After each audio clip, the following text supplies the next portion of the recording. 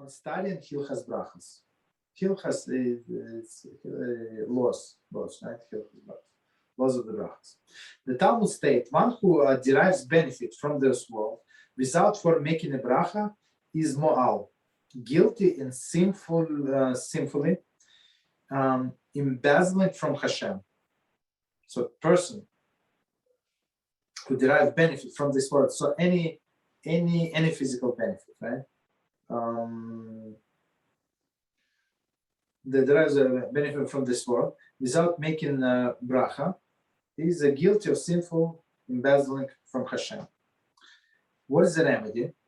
Let him go to someone who can teach him Hilchos Brochos, so that he may avoid the embezzling before he starts. So basically, when the question is asked, okay, so if I don't know what the bracha to say, first of all, buy this book, right? And at the end it says what bracha to make on each food, or buy a similar book.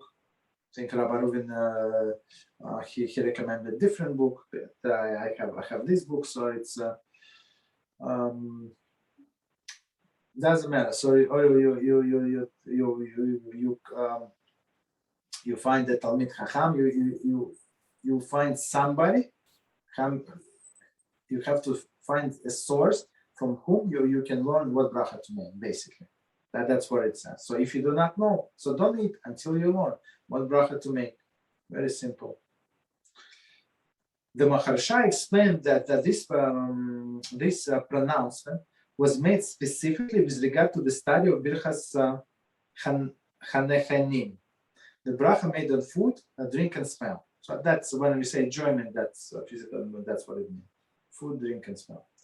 Since there are many intricacies involved in their use. So as we said, this book, of course, it's English, is in Hebrew. So I'm not sure how many books, 500 pages more, 600, like a lot of pages basically on what bracha to make. Okay.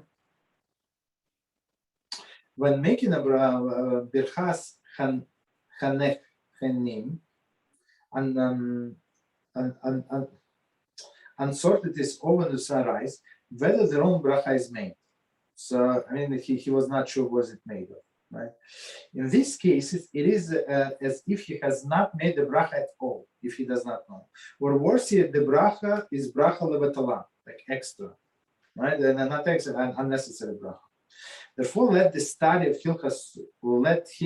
the Hilchos Brochos and review his studies until he becomes proficient in these halachas. So if he, for example, if he has to make 3 brachas on whatever he eats, right? So he has to make 3 brachas. If he made 2 brachas instead of 3, and none of them cover whatever the third food that he ate, so he stole from Hashem. Okay.